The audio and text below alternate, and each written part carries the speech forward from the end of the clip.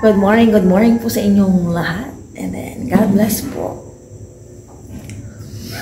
Kaya naman ako magluto ng aming breakfast, pero naglaga lang po ako ng 3 eggs as usual.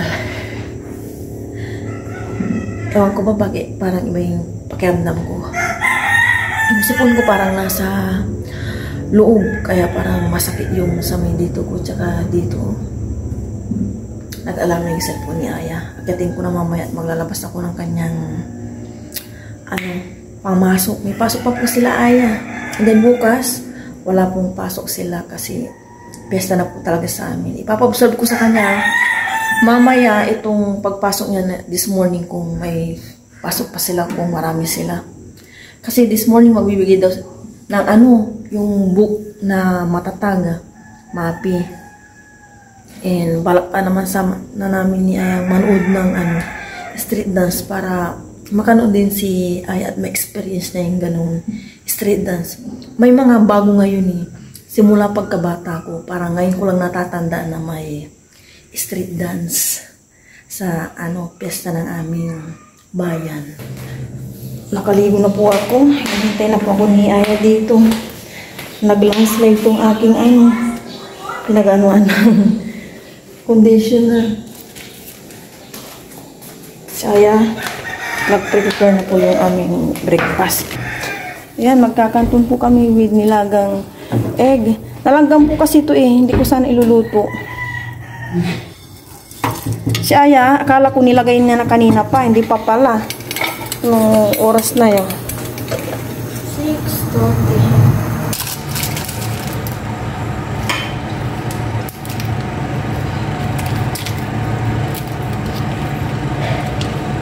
Ilagay ko na yung mga sauce ng aming pancit canton. Sana hindi matabang at dalawa ito. Walang sauce yung isa.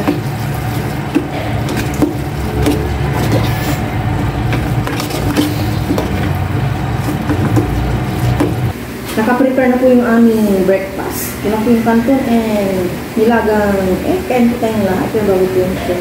Lord, maraming salamat po sa mga nawala mo yung egg. Sige, kain na. Oras na yun. 6:40 na.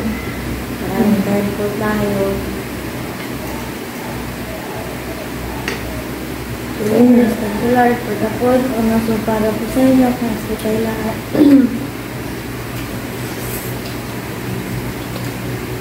Spicy yan. Opo. Chili mansi. Ikala ng egg yan. Nilanggam tong drawer namin.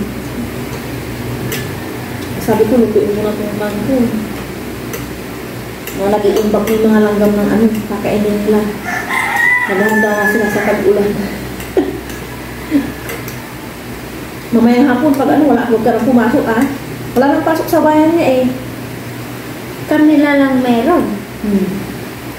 Hindi Ba na may parid? Baka hindi nila alam yun sa amin. Meron, alam nila.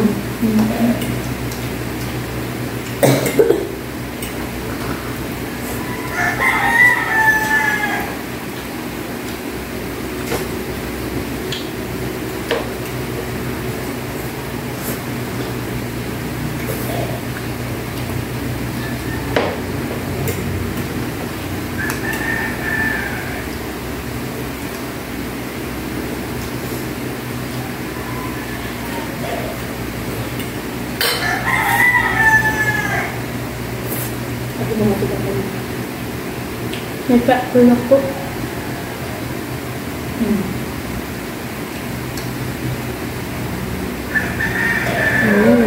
Yummy po. Unahin mo yung egg. Spicy sa sa dyan. Opo. Sarap.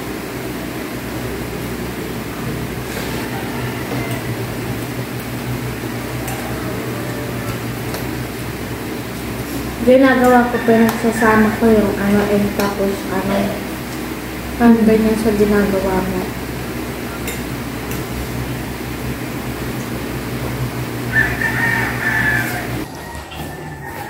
Ihatid ko na po si Aya sa harap.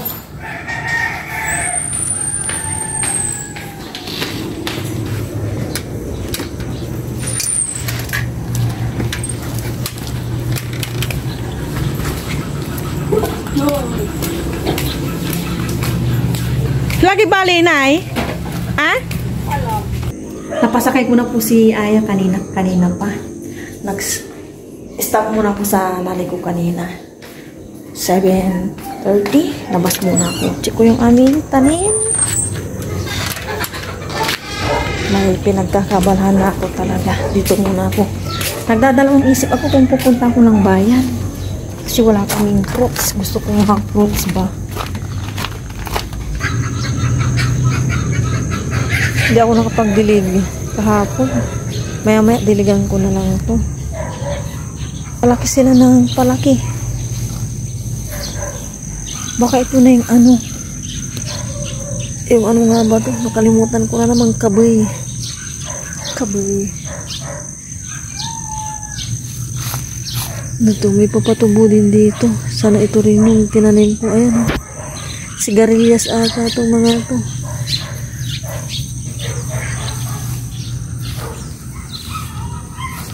Pukudan ko ng stick.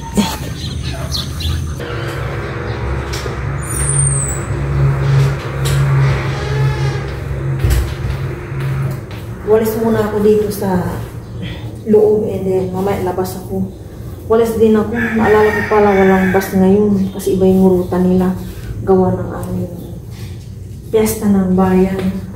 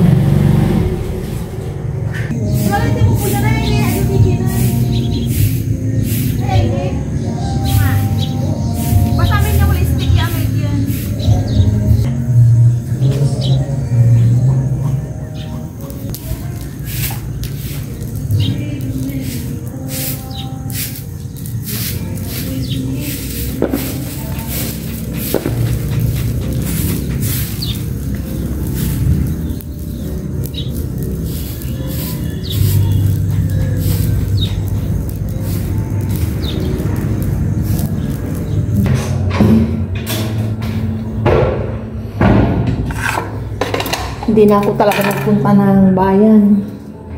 Pero baka mamayang hapon, no? Manood kami ni Aya ng street dance. Kung matuloy kami. Kasi may pasok po si Aya.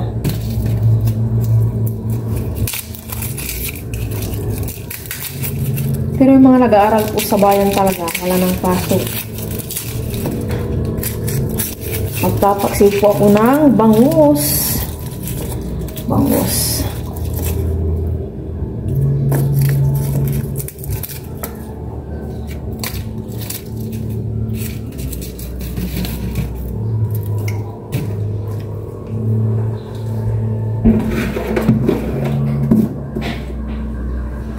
Kanina, browse lang ako sa cellphone. And ito, bilis po ng oras ay kapag yun ang ginagawa mo. Nakababad sa cellphone. Pagkatapos kong nagwalis-walis dyan sa labas. Nagsunog yung nanay ko kanina.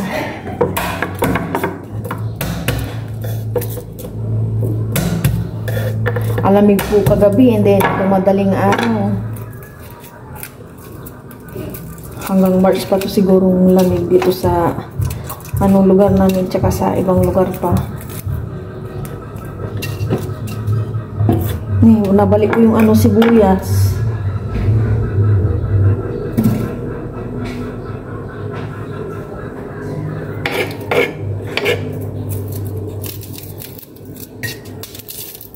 Tahimik po ng kapaligiran. Yung nanay ko yata nakalimutan na ako. Sabi ko kasi kapag pupunta ng bayan, magsabi at magpapili ako ng fruits. Siguro nakalimutan nila yung sa kakamadali na naman. Sign of aging na talaga.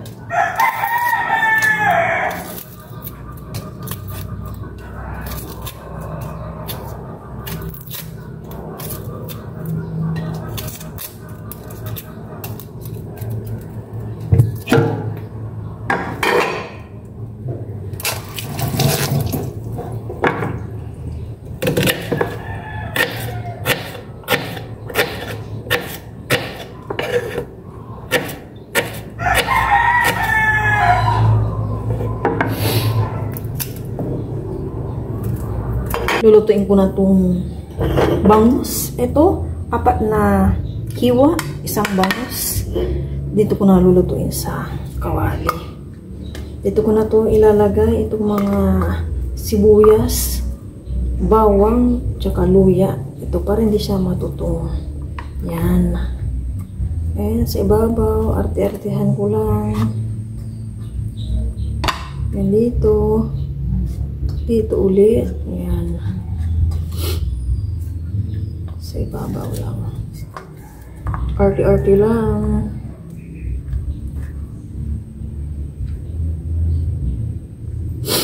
Yan, sinisipon ako. Nasa loob yung sipon ko. Hindi pa ako nakakaluto ng kanina. Maya-maya na. Ay, buong paminta naman nakuha ko. Ito. Pamintang crack. Ayan. Spicy. Ayan. Lagyan ko ng asin. Yung. Tapos suka syempre para matawag na paksiw. Ayan.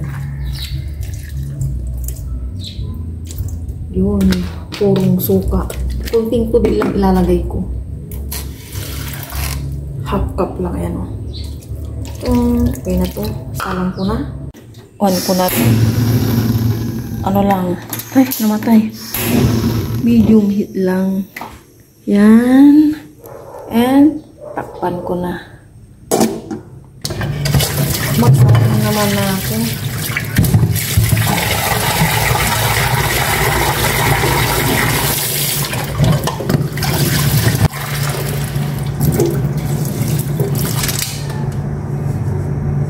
Parang nakaramdam ako ng kanina. Boring.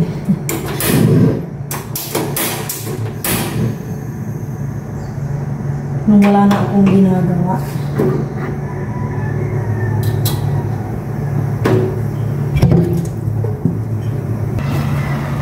Ang bango.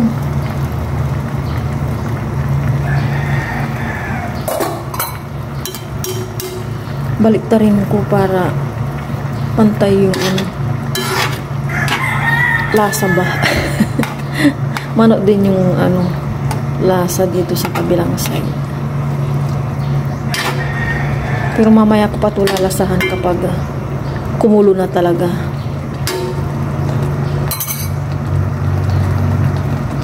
Takpan ko ulit. Pwede na akong tumikim para check ko kung okay na yung mga nilagay kong pampalasa kanina.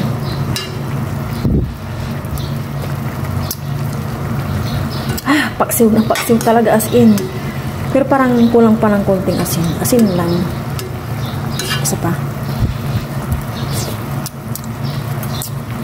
Tama na siguro. Hindi na yung medyo matabang kaysa maalat. Oh, wala na yung nilagay kong tubig. Yan. Okay na to. Happy po si Aya. Wala na silang pasok po mamaya. So, makakanood po kami ng Kermat Festival kung tawagin. Lightning. Kermat Festival. Oh, Yun na yung Kermat. Yun nga. Yun na yung English na lightning.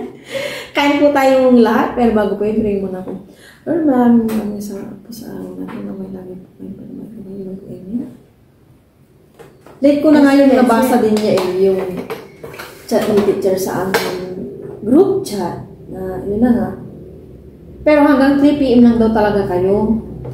Di ba? Hindi ko makuha yung ano, yung, ayun. Ito mo dyan. Opo. Ito Ito ma. turuan kita. Kaya na po, tama na to. Nakatako si Aya sa sabaw. Kasi may ting. Pero, matutulog muna kami ni Aya. Matutulog si Aya habang ako. Hindi. Tulog ka na, wag mo na isingin si Papa papasok. Alis tayo mga 2:30. Baka for pa yung ano eh. Bibili pa tayo ng pagkain. Cheers and killer food. So para ko sa inyo kasi. What food? Oo na lang.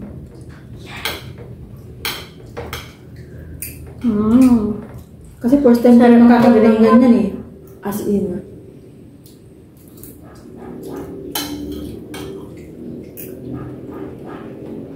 Sarap. Sakto lang yung ano. Alat, walang, hindi maalat, hindi matabang.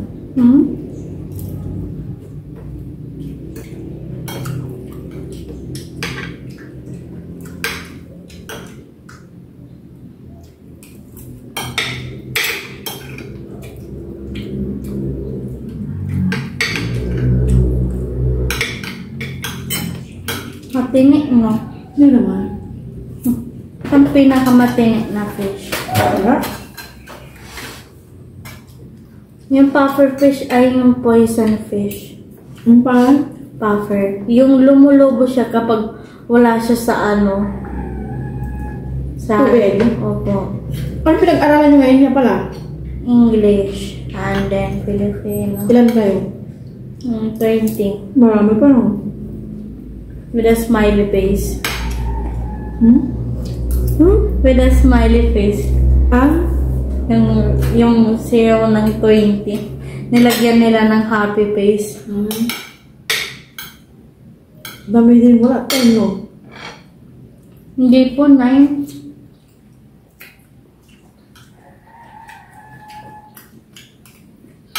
Wala na talaga si Lawrence dyan. Opo.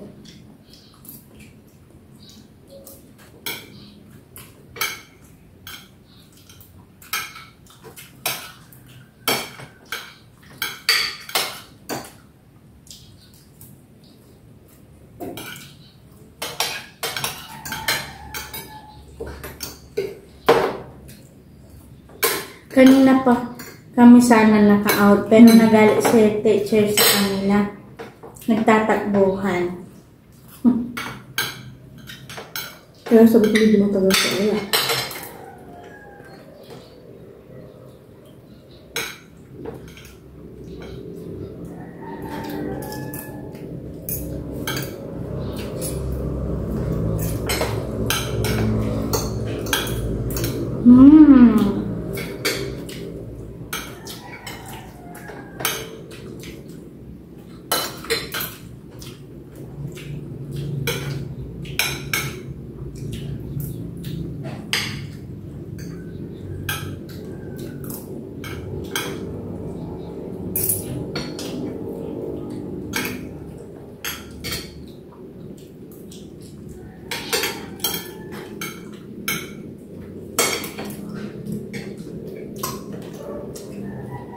Sarap. Sa kabera itong ano, paksiw.